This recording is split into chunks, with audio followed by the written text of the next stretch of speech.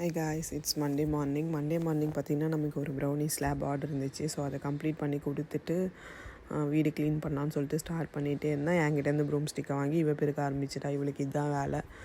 நடுவில் வந்து என்னையும் செய்ய விட மாட்டா, அவளும் செய்ய மாட்டாள்.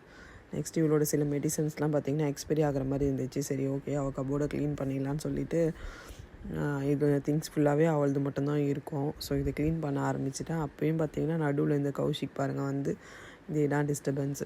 ஓகே, ஹெல்ப் பண்ணுறா, இப்போ பண்ணுறா. வளர என்ன பண்ணுவான்னு தெரில. ஸோ க்ளீன் பண்ணிகிட்டே இருந்தேன். உங்களுக்கு இந்த கபோர்ட் லிங்க் வேணும்னா சொல்லுங்கள். நான் மீஷோவில் தான் ஆர்டர் பண்ணியிருந்தேன். நீங்கள் மல்டிபர்பஸ்க்கு யூஸ் பண்ணிக்கலாம், கிச்சன்லேயும் யூஸ் பண்ணலாம்.